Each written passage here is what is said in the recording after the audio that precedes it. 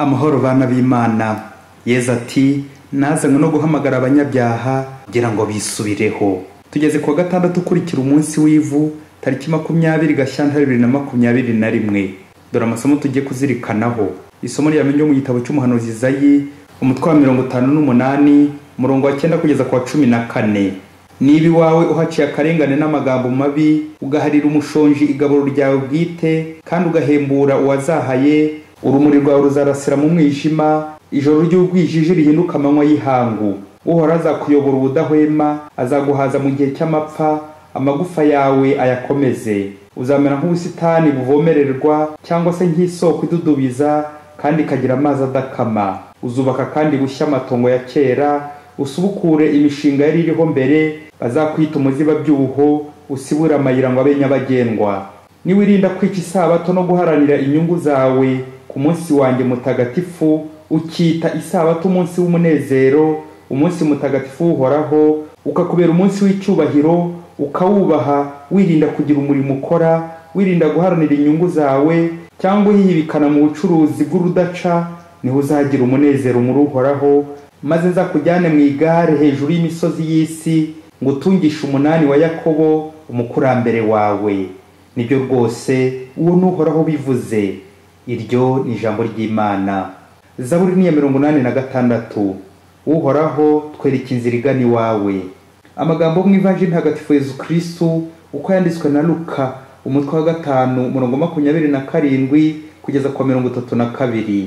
Muri icyo gihe Yesu arasohoka yitegereza umusoresha witwa Levi wari wicaye mu biro bya Gasutamo, nuko aramubwira ati nkurikira. Undahera ko ahaguruka asiga byose aramukurikira. Nuko Levi amujyana iwe amukorera umunsi mukuru wo kumuzimanira, kandi ku meza hamwe nabo hari abasoresha n'abandi benshi basangiraga.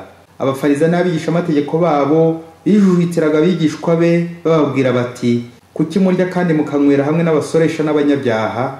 Yesu abari bubasubiza ati abazima si bo bakeneye umuvuzi, ahubwo ni abarwayi. Erega sinazanywe no guhamagara intungane, ahubwo nazanywe n'abanyabyaha kugira ngo bisubireho. Iyo ni Ivanjili ntagatifu. Kristo naganze mu mitima yacu bavandimwe. Amasomo y'uyu munsi aradufasha kuzirikana ku byishimo byo kwisubiraho mu ngingo igira iti reka gucira abandi imanza. Mwarimu watwigishaga amashuri abanza hari ubwo ikibazo cyakunaniraga akaguhana akubwira ati ngiye gukunosha aho mamayi wawe ataza kubona. Bavandimwe, habaho uburwayi bw'umubiri ushobora kugaragara kandi muganga akaba yabuvura vuba bugakira. Kimwe nuko haba uburwayi bwa roho, gukora ibyaha nabwo bukavurwa na muganga wabwo kandi nabwo bugakira.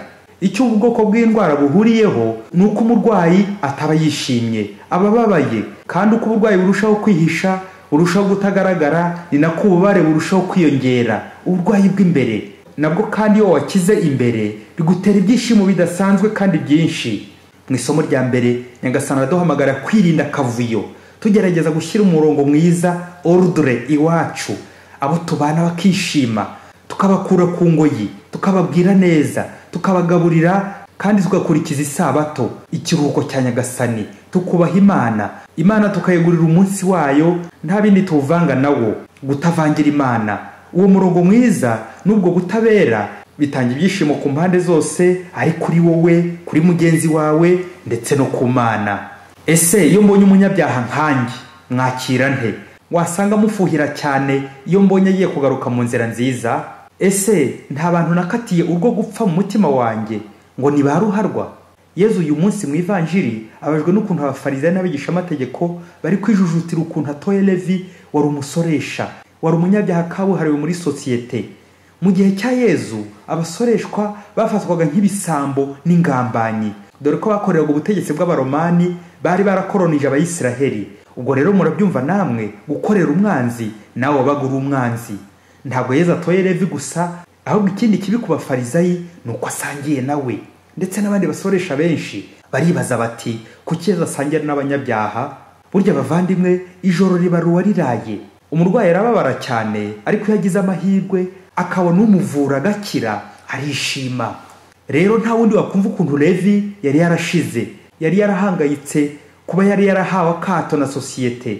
Ni igihano gikomeye, mbese yari yarakuweho icyizere. Hari umwarimu watwigishaga iyo wamukorera igikosa yarakubwiraga ati igihano gikomeye nk'umunyamafuti nkawe ni ukumukuraho icyizere. Ye baba we, gukuraho umuntu icyizere. None Levi abonye Yezu amusubije icyizere, Yezu atumye yongera kugarura icyanga cy'ubuzima, none ngo abure kwishima koko? Iyo watakaye Yezu aragutora akagutaka akagutuma. Mu masakamento 7 ya kiliziya habamo 2 duhabwa kenshi kurenza andi, ni penetensiya n'ukaristiya. Yezu guhamagara Levi akamukura mu biro by'imisoro kuri ya ntebe y'abanyabyaha bishushanya uburyo Yezu adukiza ibyaha byacu mu ntebe ya penetensiya. Ibyo byishimo duhakuye bigatuma dusangira nawe guhazwa, ukaristiya, ifunguro ry'abana b'Imana. Uko nta mukristo wakagombye guhazwa atari gorora na Yezu, ni nako Yezu yanga icyaha agakunda umunyabyaha wicujije. Wa munyabyaha agakaraba nka Levi witabye Yezu, agasiga byose, agasiga ibyaha, akisukura, nibwo asangiye na Yezu. Nta muntu wasangira na Yezu nyine adakarabye, birumvikana. Levi yari amaze kwisukura. Umuhanga ati igihe cyose uziyumvamo ko nta cyaha ugira, karabaye uzamenye ko wapfuye. Umufarizayi niwumva ko gucumura ari iby'abasoresha gusa n'abandi banyabyaha, nyamara ntamenye ko intungane atari umuntu utagaragaraho ibyaha, ahubwo intungane cyangwa umutagatifu ni umunyabyaha wicuza, agasaba imbabazi, akababarirwa, ubundi agasangira na Yezu, agahabwa ukaristiya, umugati w'abana b'Imana. Amasakaramentu yombi, penetensiya n'ukaristiya, yifitemo ububasha budasanzwe byo kuzana ibyishimo ku mukristo yahawe neza, atari wa wundi uragiza umuhango. Impamvu abakristo benshi bava guhazwa cyangwa bahazwa kenshi ntibagire impinduka y'ibyishimo iwabo ni ukutisukura neza. Bamwe babanza guhazwa bakabona gusaba penetensiya. Ye baba we, none se mubyeyi, ubanza kurya nyuma yo gukaraba ku ntoki cyangwa ubanza gukaraba mbere ukarya nyuma? Mukristo niba ushaka ibyishimo birambye nk'ibi Levi yagize, amaze gusiga ibishuko iraha by'isi, ibyaha, agakurikira Yezu no gusangira nawe, muri iki gisibo uzaharanire gusaba penetensiya neza no guhazwa. Yego ndavuga aho bishoboka kuri bamwe ku buryo bwo muri iki gihe cya Covid.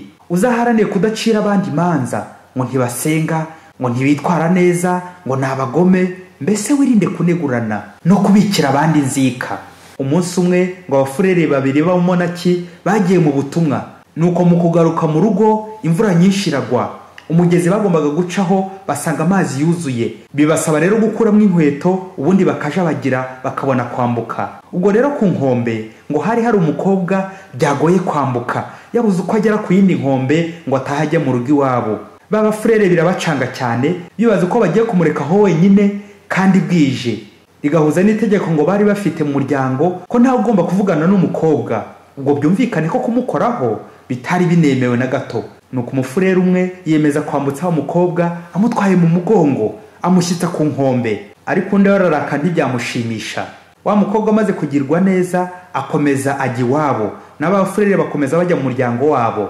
Bageze mu rugo, wa mufurere arega mugenzi we ku mukuru wabo uburyo yahetse umukobwa mu mugongo kandi amategeko atabyemera, ngo rero yarenze ku itegeko ry'umuryango, rero nta kindi usibye kumwirukana agasanga abo bagore be. Mugenzi we mu kwiregura ati ngiye koko simpakana, natabaye uwo mukobwa ndamwambutsa mutwaye mu mugongo, ariko nahise mushyira hasi arakomeza aragenda ajya iwabo. Ahubwo wowe muvandimwe wakomeje kumutwara mu mutima wawe, none umugeje ahangaha mu rugo rwacu. Yewe wowe wakomeje kumutwara.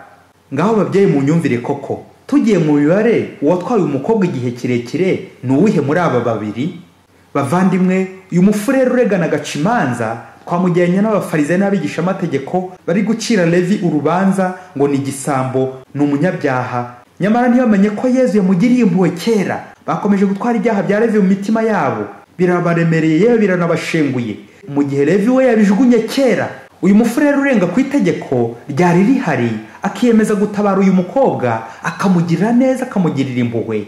Ni nka Yezu urenga ku mategeko y'abafarizayi n'imico karande, agatora umunyabyaha akanasangira nawe bitari binemewe. Za mpuhwe zisesa urubanza, ya mategeko aburizwamo imbere y'impuhwe za Yezu. Ese wo mukristo wasanga hari abo ukomeje kubikira inzika n'umujinya ku mutima, ugatanga imbabazi za nyirorureshwa, none iyo myandika biri gukuvuna mu mutima wawe. Abaguhemukiye batuye bya byaha bisubiraho, none wakomeje kubika mu mutima wagira ngo ni ingarani.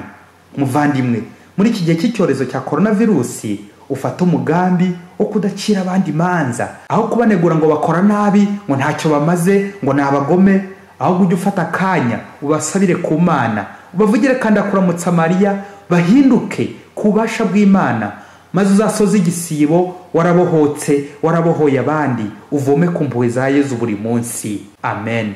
Padiri Masumbuko Ladislas wa Diyoseze ya Cyangugu. Wowe mukiro wanjye Yesu wanjye.